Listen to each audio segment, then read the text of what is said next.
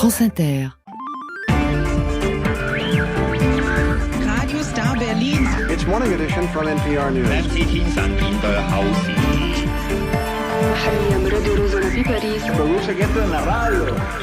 France Inter, le 18-20. Une 17e tournée africaine pour réinventer la relation entre France et Afrique. Emmanuel Macron se déplace dès demain dans 4 pays d'Afrique centrale.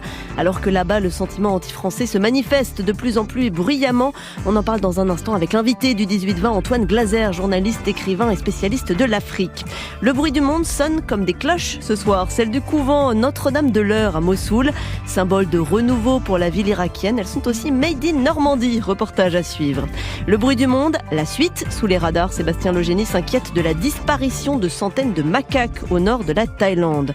À 18h50, pas son genre, Julia Foyce consacre sa chronique entre autres à la peine alourdie du producteur Harvey Weinstein, condamné pour viol.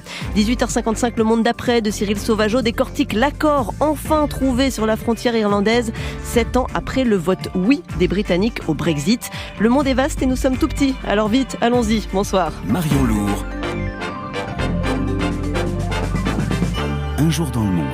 Et notre invité ce soir pour peser les enjeux du déplacement présidentiel en Afrique et évaluer la montée du sentiment anti-français sur le continent, c'est Antoine Glaser, journaliste, spécialiste de l'Afrique, auteur du Piège africain de Macron aux éditions Pluriel. Bonsoir. Bonsoir. Le chef de l'État part demain au Gabon, puis en Angola et aux deux Congos. Et juste avant cette tournée, il annonce une réduction des effectifs militaires français, notamment en Côte d'Ivoire, au Sénégal, au Gabon. C'est la fin du partenariat militaire entre France et Afrique ? Alors c'est très difficile à savoir actuellement. Le président a annoncé la réduction des effectifs dans ces bases permanentes. Mais enfin, vouloir transformer ces bases permanentes en académie de formation de militaires africains, franchement, pour l'instant, on ne voit pas trop. Et surtout, est-ce qu'il va falloir quand même revoir l'ensemble des accords de défense ? On voit simplement que le président essaye de passer d'une séquence de la France gendarme de l'Afrique à la France qui va faire la promotion des grandes forêts du bassin du Congo et surtout du business. C'est-à-dire pendant longtemps, pendant que la France faisait le gendarme, ses propres partenaires, même européens, faisaient le business.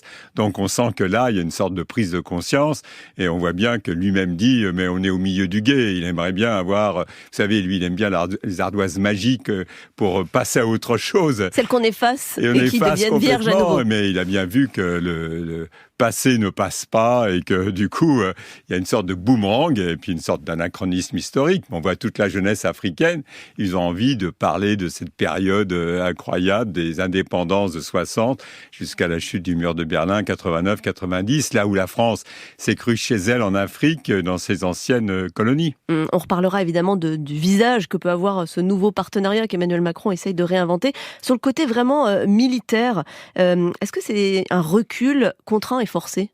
Oui, c'est un recul, bien absolument. C'est un recul contraint et forcé. En plus, apparemment, enfin, je suis pas dans le secret des dieux, mais quand même, autant les militaires veulent absolument rester, bien sûr, sur le continent. C'est extrêmement important pour eux, leurs exercices, les primes et tout le corporatisme militaire. Et en plus, Djibouti reste, comme l'a dit le président, à part. Oui, ça reste tourné vers l'Indo-Pacifique. Mais c'est vrai que pour les militaires, c'est important de rester sur ce continent. On reste un peu entre les deux. Les diplômes, un certain nombre d'entre eux disaient qu'il faut se retirer, fermer les bases, compte tenu du changement d'une Afrique totalement mondialisée. Quand on voit à Djibouti, il y a les Américains qui sont à côté des Chinois, c'est le seul endroit où ils sont aussi proches. Donc je veux dire, l'Afrique est redevenue géostratégique, mais c'est vrai que c'est l'ours russe qui a un peu réveillé le coq gaulois et on voit bien que Emmanuel Macron, lui qui avait boudé tous ces autocrates d'Afrique centrale au cours de son premier mandat, maintenant il y a une sorte de réinvestissement dans une région où la France, pendant très longtemps, contrôlait complètement le pétrole, l'uranium, le manganèse du Gabon, et donc était complètement en solo, en quasi-monopole, parce que ses propres partenaires lui laissaient gérer à sa guise au nom de la lutte contre l'Union soviétique. Sauf que, après la guerre froide, la France tout le monde regardait la réunification de l'Allemagne, mais personne regardait qu'est-ce qui se passait en Afrique. Donc la France n'a pas vu l'Afrique se mondialiser, et maintenant est un peu joué le gendarme comme ça à l'ancienne, et maintenant est un peu par rapport à un continent mondialisé, et ça reste compliqué. Je veux dire, la Chine fait 18% maintenant de part de marché, et la France est à 4%, ce qui est normal. Je veux dire, la France est en situation de quasi de monopole. C'est une période historique qui se tourne, qui se change. Et il a fallu trouver, vous le disiez, cet entre-deux entre les diplomates qui voulaient fermer les bases militaires et les militaires qui souhaitaient les conserver. Est-ce que c'est une réponse aussi, cette diminution des effectifs militaires, au sentiment anti-français qu'on constate en Afrique? L'armée française qui a été expulsée du Mali, la fin de l'opération Barkhane, les forces spéciales expulsées du Burkina Faso? Absolument, absolument. Ça veut dire, il ne faut pas se leurrer, même Wagner ou les Russes, ils ne font que surfer sur des sentiments anti-français. C'est, encore une fois, ça paraît une sorte de boomerang pour Emmanuel Macron. Et puis on parle toujours, bien sûr, de l'Afrique, mais on oublie très souvent aussi les Français ici d'origine africaine qui considèrent qu'ils ne sont pas reconnus, qu'il y a un plafond de verre, etc. Ils animent aussi des réseaux sociaux anti-français en disant finalement les Français, ils font le business chez nous et nous, on est maltraités en France, etc. Donc tout ça joue. Et c'est vrai qu'on voit bien que pour Emmanuel Macron, quand il dit on est au milieu du gué, on n'est plus dans la France-Afrique, mais en même temps, faut pas se faire piéger. Il faut pas que finalement la présence des militaires français serve d'assurance vie à des présidents qui voudraient se maintenir au pouvoir. Donc on voit bien que c'est compliqué. Antoine Glaser, restez avec nous. À propos du Burkina Faso, l'ambassadeur de France là-bas avait laissé entendre que le pays était en guerre civile. Il a dénoncé l'insécurité. Il a été rappelé à Paris le mois dernier. Des propos qui ont été mal reçus par les militaires au pouvoir au Burkina, qui avaient donc demandé son départ, et celui des forces spéciales françaises, on en parlait. Et ça nourrit le sentiment anti-français sur place. Nathanaël Charbonnier, notre reporter, s'est rendu pour nous à Ouagadougou. À Ouagadougou, les propos de l'ambassadeur français n'ont laissé personne indifférent. Pas la jeunesse en tout cas, qui se mobilise pour soutenir les militaires au pouvoir. Issaka en fait partie et il n'adhère aucunement aux propos du diplomate français. L'ambassadeur, il n'a rien à dire. C'est pas une guerre civile. Tout le monde sait que c'est des terroristes qui sont armés par des entités peut-être qu'on connaît, qu'on ne peut pas parler. Issaka qui s'interroge sur la provenance des armes qui arrivent dans les mains des djihadistes, l'argument est souvent avancé, notamment sur les réseaux sociaux. Mais s'ajoute quand même le fait que toutes les familles burkinabées sont touchées par l'insécurité. Karim Ouedraogo fait partie des 2 millions de personnes déplacées dans le pays. Moi, par exemple, mon village, plus personne n'est là-bas. Ce sont des gens seulement qui sont venus avec des armes, tuer des gens, et ça c'est les villageois. Le Burkina, un pays en guerre civile, pour les nationalistes du mouvement M30 qui soutiennent les militaires au pouvoir, la question n'est pas là. Pour Monique Yeni, la coordinatrice du mouvement, ce n'est pas la situation du pays qui doit interroger, mais les responsables de cette situation. Et selon elle, la France doit faire son mea culpa. Quand l'ambassadeur a dit « oui, c'est la guerre civile », nous comprenons ce qu'il dit, mais on veut qu'il reconnaisse sa part de responsabilité. Travail d'introspection de la France pour les uns, travail d'analyse pour les autres qui estiment que l'armée burkinabé doit aussi faire le ménage dans sa façon de combattre le terrorisme. Somda Assegna est membre du Centre de gouvernance démocratique et il explique que l'armée ne peut être efficace sans la présence de la justice pour ramener le calme. Lorsque vous prenez toutes les études sur la radicalisation, l'extrémisme violent, ces études montrent que 70% des personnes qui se radicalisent le sont du fait des exécutions extrajudiciaires. Si nos forces de défense et de sécurité violent les droits humains, ils se privent du soutien populaire alors que c'est le centre de gravité pour pouvoir gagner la guerre. Et si la frontière entre insécurité et guerre civile peut paraître poreuse, elle pourrait ne plus l'être du tout à l'avenir. L'avertissement est lancé par Mahamoudou Savadogo, expert en sécurité. Ce qui l'inquiète, ce sont les 50 000 VDP, les volontaires pour la défense de la patrie, ces milices armées qui aident les militaires. Si cette population est armée, il faut craindre les tensions entre les communautés, il faut craindre l'augmentation de la criminalité, du banditisme. Effectivement, ces VDP se retournent un jour contre le pouvoir central. Et l'avertissement est à prendre au sérieux dans ce Burkina Faso fragile où se côtoient militaires, milices burkinabés de différentes ethnies et djihadistes. Alors Antoine Glaser, le reportage de Nathanaël Charbonnier parle notamment de la jeunesse burkinabé. Comment montrer aux jeunes Africains qu'on est dans un partenariat renouvelé alors que, par exemple, là, pour cette tournée, Emmanuel Macron va s'afficher aux côtés d'Ali Bongo, dont la famille dirige le pays depuis 1967 ? Absolument. Et puis en plus, si vous voulez, surtout au Burkina Faso, il y a les non-dits. Ça veut dire les Burkinabés. Ils reprochent finalement à la France d'avoir soutenu Blaise Compaoré, qui était l'assassin de celui qui est le héros dans ce pays, le capitaine capitaine Sankara, qui est resté 4 ans au pouvoir, mais qui est une figure emblématique du panafricanisme. Puis il y a aussi le reproche de la guerre qu'a menée la France avec la Grande-Bretagne et les États-Unis en Libye, en considérant que c'est un peu ce qui a déstabilisé aussi toute la région. Mais c'était très difficile. On voit bien qu'Emmanuel Macron, en allant dans ces pays d'Afrique centrale, où vous avez tous ces Gabon, gens, ces autocrates, où il a d'abord été au Cameroun au mois de juillet, maintenant c'est le Gabon, le Congo. Le Gabon, il va y avoir des élections présidentielles dans ce pays. Bon, évidemment, le président, il va dire oui, mais je suis pas en bilatéral, je suis là pour au niveau des forêts, de l'environnement, des biens communs de l'humanité, etc.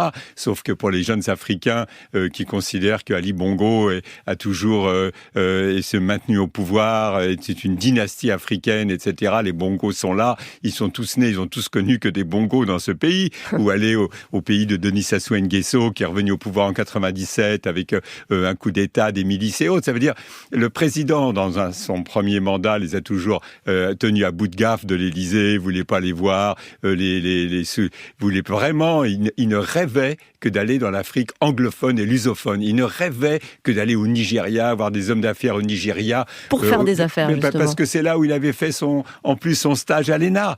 Sauf que on peut pas non plus, encore une fois, le passé ne passe pas, on peut pas changer cette réalité de cette présence française en Afrique, encore une fois, qui s'est crue chez elle pendant 30 ans et qui, à un moment donné, a continué, on a vu dans le Sahel, avec les erreurs de cette présence de l'armée française un peu anachronique. Et pour Emmanuel Macron, c'est bourré de choses-trappes. Il va au Gabon parler d'environnement, sauf qu'il y a toute la jeunesse gabonaise qui l'attend en disant « mais pourquoi tu vas adouber le chef ?» Il va en Angola en disant « on va parler agriculture et on va parler aussi… » Qu'à des pays pétroliers. Quel pays? Mais en Angola, c'est le champ, le jardin extraordinaire de Total. Donc c'est le pétrole, c'est incroyable la présence de Total et l'investissement de Total. Il va en République démocratique du Congo, où finalement les Congolais lui reprochent à Emmanuel Macron de soutenir beaucoup trop, de ne pas se prononcer sur la guerre que mène le Rwanda à travers le mouvement rebelle des M23. Donc franchement, c'est vraiment un voyage chose-trappe. Dans chacun des pays, il va y avoir des problèmes. Alors il y a tous ces paradoxes, toutes ces critiques qui sont partiellement fondées, et puis il y a toute la manipulation qui peut y avoir. On évoquait ça tout à l'heure, les réseaux sociaux, le rôle de la milice russe Wagner. Est-ce que tout ça intervient sur ce sentiment anti-français, et dans quelle mesure? Alors ça intervient, c'est évident, hein, quand on voit les petits montages avec les vidéos, avec les armées africaines soutenues par les mercenaires de Wagner en train de tuer des soldats français. C'est évident, tout ça participe. Il y a des réseaux sociaux, il y a un certain Bobo Dioulasso ou ailleurs, il y a vraiment comme ça des trolls, etc. sur les réseaux sociaux. Mais il faut pas se leurrer. Wagner, il surfe sur une situation réelle de sentiment anti-français. C'est pas eux qui l'ont créé, les Russes, ils en profitent. Et faut pas se tromper, parce que si on supprime Wagner, ça veut pas dire que les sentiments anti-français vont disparaître. C'est vrai que c'est instrumentalisé, c'est vrai que la France a été, encore une fois, les jeunes Africains, ils ne veulent pas recevoir de leçons de la part de la France. Faut jamais dire à un Africain, attention, les Chinois vont vous exploiter vos matières premières. Il dit, attendez, vous nous avez exploités pendant des années, c'est pas à vous de nous faire la leçon. Il y a une volonté de souveraineté. Les Africains, ils disent très souvent, les copains africains, ils disent arrêtez de nous faire les leçons. Je veux dire, on gérera les Russes, on gérera comme on gère les Français, comme on gère. Maintenant, c'est nous. Les chefs d'État, ils ont le monde entier dans leur salle d'attente, et les Africains, c'est l'Afrique monde, c'est l'Afrique qui est mondialisée. Et nous, on est encore trop dans notre corner franco-africain. Et dans ce contexte, justement, comment faire ce nouveau partenariat tourné notamment vers les affaires? Je pense à cet exemple de Djibouti, où on a un aller-retour d'Air France par semaine, alors que les Turcs en ont un chaque jour. Est-ce que la France ne met pas les moyens, finalement? Non, mais je veux dire, la France n'a pas les moyens. Franchement, maintenant, il faut voir que dans cette Afrique mondialisée, c'est incroyable quand vous voyez un pays comme le Sénégal, par exemple la Turquie, quand vous avez un nouveau quartier d'affaires, c'est les Turcs qui ont tout construit. Vous avez Macky Sall qui est dans la main avec Erdogan d'un côté, le président allemand Frank Steinmeier de l'autre. La France n'est plus là. Je veux dire, il faut accepter, il faut normaliser, il faut accepter. On n'est plus dans les mêmes positions que pendant une période. Est-ce que des lois de politique intérieure française, comme celle qui est attendue sur l'immigration, peuvent jouer un rôle pour redorer, en tout cas pour améliorer les relations relations avec les nations africaines? Ça a été assez difficile. Je pense qu'on va passer forcément par une phase de normalisation. Je veux dire, il faut faire un peu profil bas. Ça veut dire il y a une période forcément où il faut vraiment que le passé passe, il faut que l'histoire passe, parce que ça ne se fera pas comme ça à chaud. Donc on arrête tout? Non, on n'arrête pas tout, mais on fait voilà ce qu'on sait faire, et surtout, faut arrêter avec la politique assimilationniste. On aime que les Africains qui nous ressemblent, etc. Il faut faire un peu comme les British, qu'on a eu le pire, c'était l'apartheid en Afrique du Sud. Le meilleur, c'est chacun dans son club, démerdez-vous. Je veux dire, faut arrêter de donner des leçons. C'est leur problème. C'est leur problème. On va pas leur donner. Il faut arrêter de donner des leçons.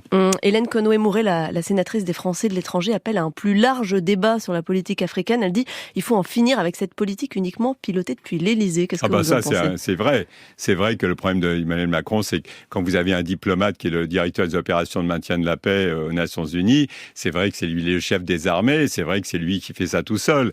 Et c'est son problème d'ailleurs, parce que toute la diplomatie d'influence de la France, elle la doit en grande partie à l'Afrique.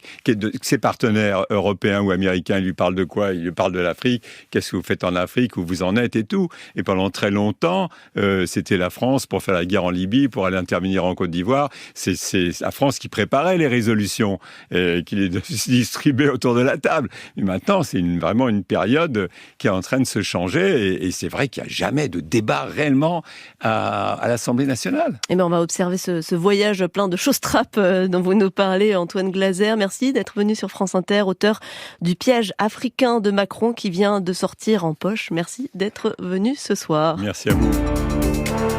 Le 18-20, Marion Lourd, sur France Inter. À suivre ce soir le bruit du monde et nos chères chroniqueuses et chroniqueurs qui nous accompagnent jusqu'à 19h. Sébastien Legénie revient pour Sous les radars. Sébastien, vous nous emmenez aux États-Unis où un naufragé pourrait devenir une publicité vivante pour le ketchup? Oui, en effet, quand un naufrage aux Caraïbes se transforme en publicité aux États-Unis, c'est l'histoire incroyable d'Elvis François que je vous raconterai tout à l'heure. On a hâte. Passons Georges, Ilia Foyce, bonsoir. Bonsoir. Les violences homophobes explosent en Asie centrale et en Europe, c'est le dernier rapport de l'ILGA? Oui, l'ILGA, selon laquelle 2022 a tout simplement été la pire année de la décennie en la matière. Et juste avant 19h, le monde d'après de Cyril Sauvageau, bonsoir. Bonsoir, oui. 7 ans après le Brexit, le casse-tête nord-irlandais enfin résolu. On va essayer d'y voir clair en tout cas dans cet accord sur l'Irlande du Nord qui est plus significatif qu'il en a l'air. Et à tout de suite. Mais avant tout ça, un jour dans le monde passe par le Brésil avec Joao Selva et son chant pour la planète. Passarino, vous êtes bien, vous êtes dans le 18-20.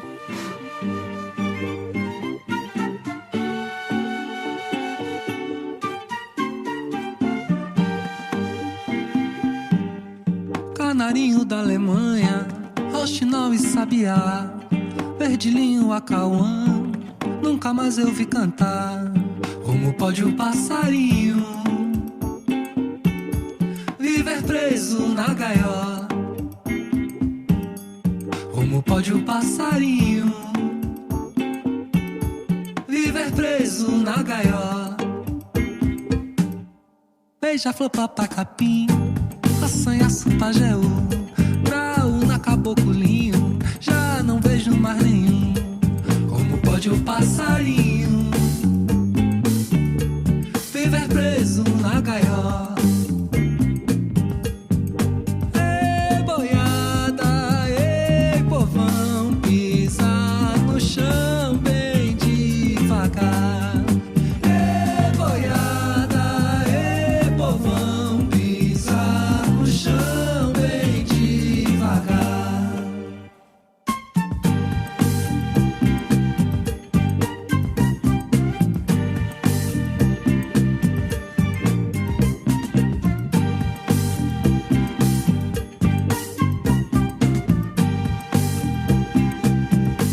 Sem roubar nem matar, o pobre foi condenado. Mesmo assim ainda canta, som preto, canário, pardo. Como pode o passarinho viver preso na gaiola? Periquito, patativa, curió e azulão, deixa chão da bananeira, lá no alto do sertão. Como pode o passarinho viver preso na gaiola? Ei, boiada, ei, povão, pisa no chão bem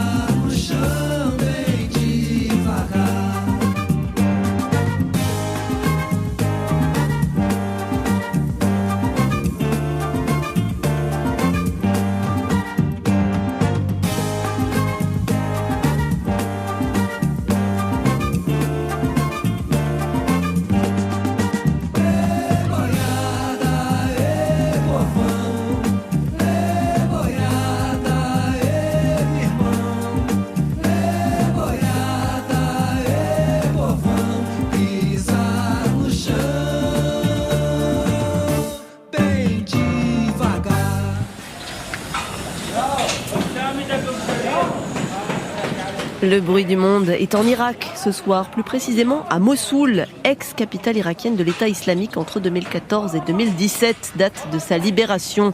Mossoul, où les cloches du couvent Notre-Dame-de-l'Eure s'apprêtent à retentir à nouveau dans les heures à venir. Un tintement, symbole de renouveau pour la ville, encore marquée par les pillages et les traces de combats. Dans ce contexte encore pesant, Notre-Dame-de-l'Eure semble faire renaître le vivre ensemble à Mossoul, carrefour de toutes les cultures et religions. Benoît Drevet y est pour France Inter.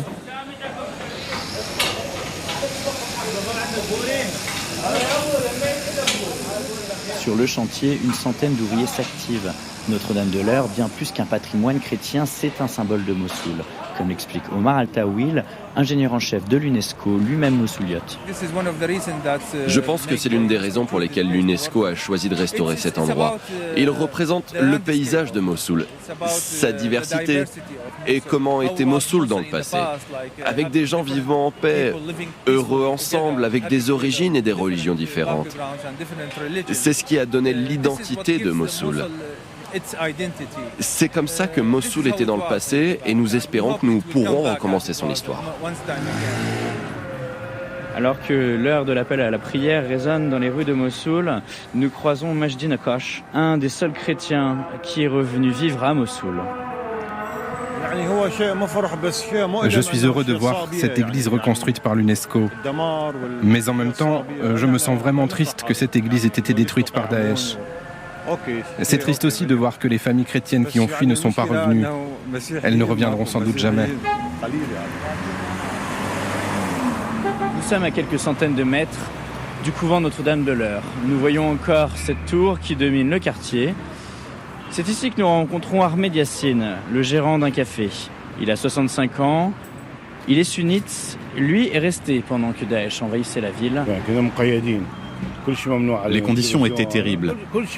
Il n'y avait pas assez de nourriture. Même la télévision était interdite.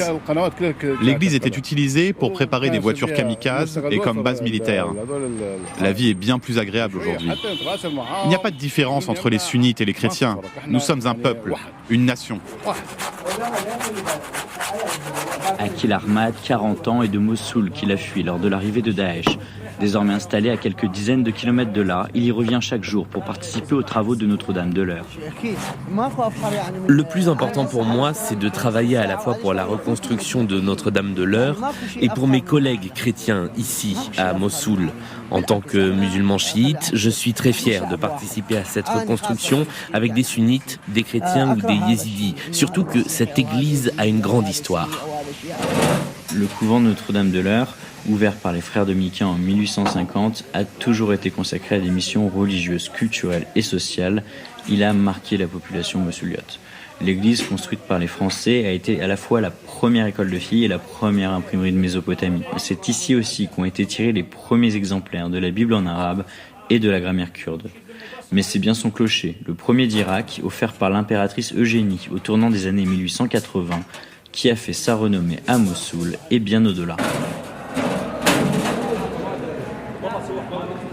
Les cloches sont un marqueur, elles viennent de France, comme le savoir-faire, comme l'horloge.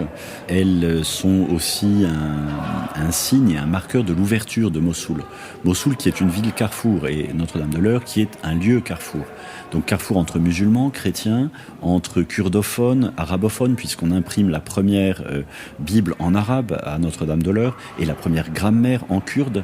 Le paysage, c'est le clocher, mais dans le paysage sonore, c'est le son des cloches. Hein, et ce mélange, ce dialogue entre l'appel du mueddin à la prière et l'appel des cloches. C'est donc comme au 19e siècle, de nouveau en France, en Normandie plus exactement, dans la fonderie Cornille-Avar, que les cloches ont été fondues puis démoulées en décembre. Elles ont été nommées Michel, Gabriel et Raphaël, une référence aux 3 archanges des 3 religions monothéistes. Les cloches et l'horloge ont pris la route de l'Irak et du clocher de Notre-Dame-de-l'Eure le 8 février pour une installation prévue d'ici début mars. Et ce n'est pas qu'un vœu pieux pour le frère dominicain Olivier Poquillon. En tout cas, on espère qu'elles sonneront pour Pâques. Vous connaissez l'histoire, les cloches reviennent pour Pâques et sonner pour Pâques, c'est vraiment le signe de la résurrection. Si une partie du patrimoine inestimable de Mossoul n'a pas pu être ressuscité, le retour des cloches au couvent de Notre-Dame-de-l'Eure permettra de participer à faire revivre l'esprit de Mossoul. C'est le nom donné par l'UNESCO au plus grand projet de son histoire. Il comprend également la reconstruction de mosquées ou de maisons anciennes. Un projet financé main dans la main par les Émirats arabes unis et l'Union européenne à hauteur d'100 millions d'euros. Benoît Drevet, correspondant de France Inter en Irak pour le reportage. Merci beaucoup. Le bruit du monde, la suite, c'est l'actualité internationale passée sous les radars et c'est Sébastien Legénie.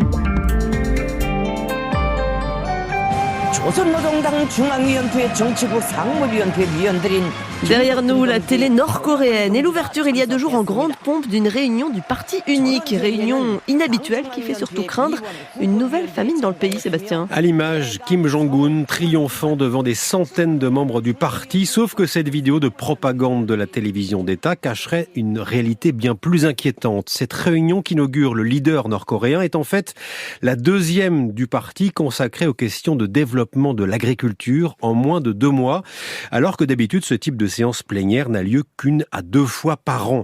Il n'en fallait pas plus pour alimenter les spéculations sur la situation alimentaire du pays, régulièrement touché par les pénuries à cause de son isolement. Et cette année serait particulièrement critique, l'une des pires depuis les grandes famines des années 90 qui avaient fait des centaines de milliers de morts.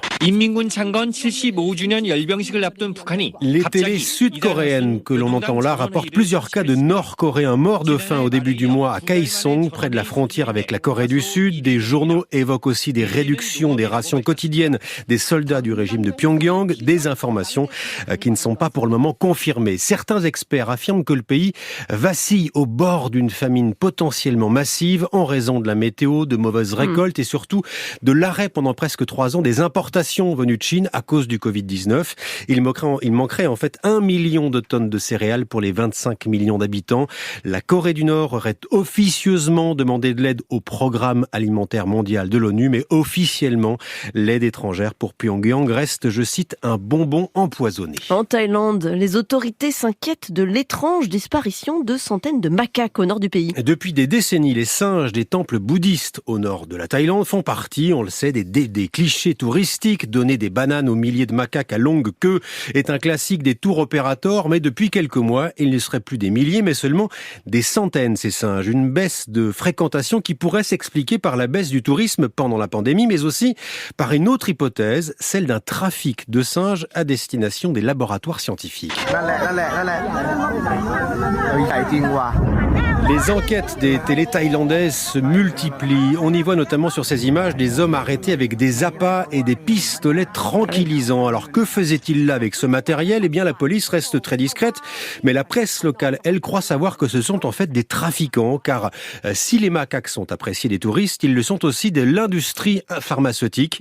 Leur ADN très proche de celui de l'homme en fait des cobayes idéaux pour les envoyer dans l'espace, pour le clonage ou les nouveaux vaccins. Or, avec le Covid-19, la Chine a cessé d'exporter des singes vers les États-Unis. Une pénurie dont les réseaux criminels ont vite profité. Le macaque est passé de $20 sur le marché noir à $200. La police thaïlandaise vient de mettre en place des caméras de vidéosurveillance dans tous les temples bouddhistes du nord du pays. Enfin, Sébastien, quand un naufrage aux Caraïbes se transforme en publicité aux États-Unis. Oui, c'est l'histoire incroyable d'un Dominicain de 47 ans, Elvis François, navigateur du dimanche, peu expérimenté à la fin de l'année dernière, alors qu'il fait des réparations sur son bateau, mal amarré. Il est emporté au large à cause d'une mauvaise météo. Son calvaire va durer 24 jours. 24 jours avant d'être récupéré enfin par la marine colombienne grâce à des signaux lumineux avec son miroir. Pendant plus de 3 semaines, Elvis François n'avait pas grand-chose pour se nourrir, juste de la poudre d'ail, des cubes de bouillon et une bouteille de ketchup qu'il va diluer avec de l'eau pour tenter de tenir le coup. Il a réussi. L'histoire aurait pu s'arrêter là, mais flairant le bon coup marketing, la marque américaine Heinz a décidé de retrouver le naufragé au ketchup. Heinz Ketchup wants to catch up with a sailor. Comme le raconte CNN, Heinz est à sa recherche depuis des semaines, mais jusqu'ici sans succès. Elvis François était introuvable. Heinz a même lancé un avis de recherche sur les réseaux sociaux, sur TikTok par exemple, hashtag Find the Ketchup Boy Boat Guy. Eh bien, figurez-vous, Marion, qu'Elvis François, on vient de l'apprendre, a enfin été retrouvé aujourd'hui. Elvis has been found. Et Heinz prétend maintenant qu'il veut l'aider en lui payant par exemple un nouveau bateau équipé d'un vrai système de navigation moderne. On imagine déjà un bateau rouge ketchup aux couleurs de la marque, bien sûr. On lui souhaite de ne pas mal l'amarrer comme la dernière fois. Exactement. Merci et à demain, Sébastien Logénie. Vous nous quittez en douceur avec la franco-israélienne Yael Naïm et New Soul, cette chanson de paix sortie il y a 16 ans. I'm a new soul. I came to this strange world hoping I could learn a bit about how to give and take. But since I came here, felt the joy and the fear, finding myself making every possible mistake.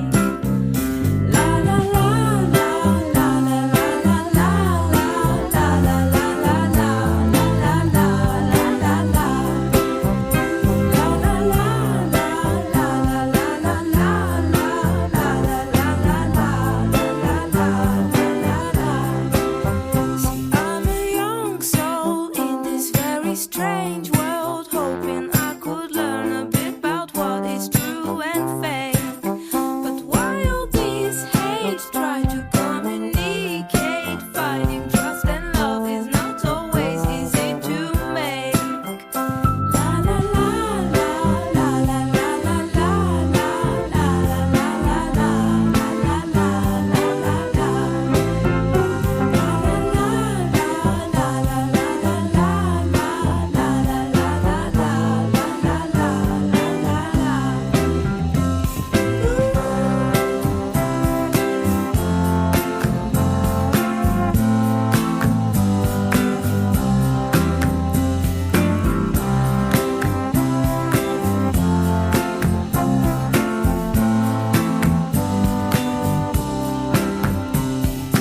This is a happy end, 'cause you don't understand everything you have done. Why is everything so wrong? This is a happy end. Come and give me your hand. I'll take you far away. I'm a new soul. I came to this strange world hoping I could learn a bit about how to give and take. But since I came here, felt the joy and the fear, finding myself making every possible mistake.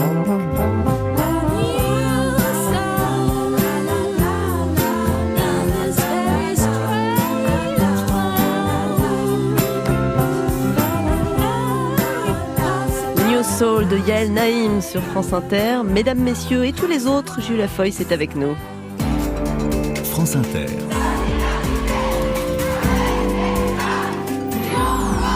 Un jour dans le monde. Julia, chaque semaine, vous nous donnez des nouvelles des femmes dans le monde et de la planète aux couleurs LGBT. On commence par le verdict de la semaine. Coupable. Harvey Weinstein est à nouveau déclaré coupable de viol et d'agression sexuelle par un tribunal de Los Angeles. 4 femmes l'accusaient, elles ont été entendues et l'ex-baron de Hollywood écope de 16 ans de prison supplémentaire. En 2020 déjà, à New York, cette fois, celui par qui MeToo est arrivé était condamné à 23 ans de prison. Alors attendez, sachant qu'il a 70 ans, 23 plus 16, ça nous fait une sortie de prison à 109 ans. Et oui, c'est dans longtemps. Donc évidemment, ça lui va pas.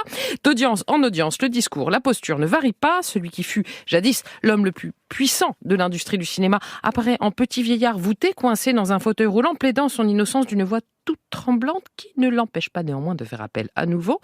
Il l'a annoncé dès la sortie du tribunal, ajoutant « Ne me condamnez pas à la prison à vie, je ne mérite pas ça. Il y a des choses qui ne sont pas normales dans cette affaire. » Cette affaire, rappelons-le, c'est un total de 90 femmes qui accusent Weinstein de viol au pluriel.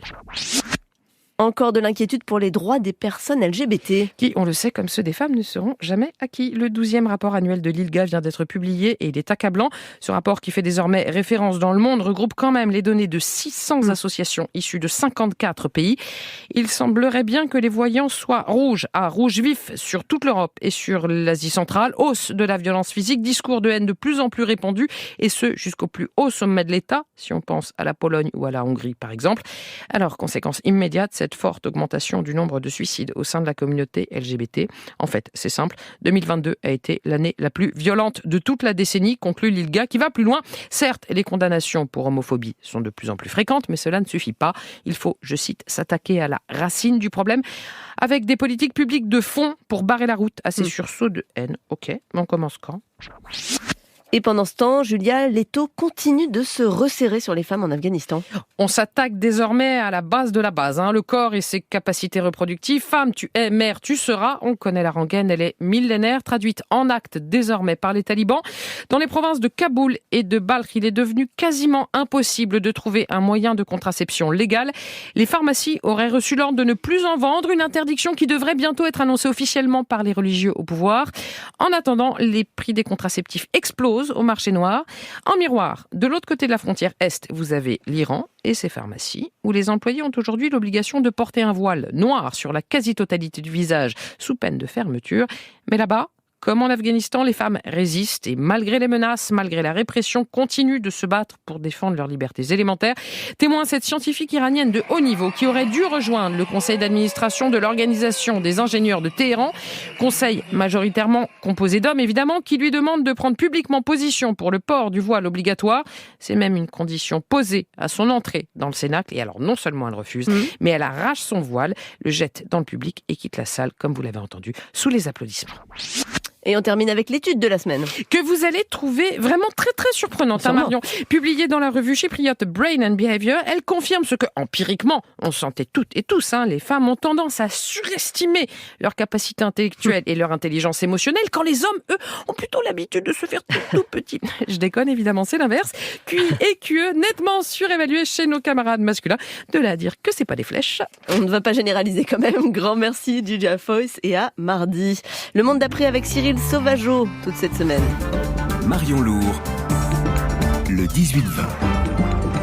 Et Cyril, 7 ans après le référendum sur le Brexit, on en reparle ce soir avec cet accord enfin trouvé entre l'Union européenne et le Royaume-Uni. Un accord pour mettre fin au blocage sur ce qu'on appelle le protocole nord-irlandais. Ça paraît très technique à première vue. En fait, c'est très important. Essayons d'y voir plus clair, Cyril. Sur quoi Londres et Bruxelles ont-ils enfin réussi à s'entendre ? Eh bien, pour schématiser, cet accord va permettre enfin de mieux encadrer tout ce qui concerne le transport de marchandises entre la Grande-Bretagne et l'Irlande du Nord. Désormais, il y aura une distinction claire et sans ambiguïté entre, d'un côté, les produits qui sont appelés à rester au sein du Royaume-Uni et de l'autre ceux qui vont partir vers l'Union européenne, vers le marché unique via la frontière irlandaise. Or, depuis le Brexit, les Européens et les Britanniques n'avaient jamais réussi à trouver un terrain d'entente sur ce sujet. Exemple concret, une cargaison embarquée à Liverpool, qui traverse la mer d'Irlande jusqu'à Belfast, avec des produits destinés donc au marché intérieur, aux magasins nord-irlandais. Cette cargaison, elle peut être soumise à des contrôles douaniers, une situation jugée absurde et devenue invivable pour les entreprises locales. De la même façon, certains produits anglais, comme des médicaments, ne sont plus disponibles dans les rayons d'Irlande du Nord à cause des normes européennes. Tout cela devrait enfin se régler avec cet accord pour lequel chacun a fait un pas en avant. Bruxelles a accepté des compromis, Londres a revu ses ambitions à la baisse. Résultat, ce qui paraissait impossible il y a encore quelques semaines est sur le point de se concrétiser. Alors il y a quand même encore une étape à franchir, Cyril, pour le Premier ministre britannique Rishi Sunak, qui doit faire voter le texte aux communes. Et là, on entre dans les subtilités de la politique intérieure britannique, en tout cas à ce stade.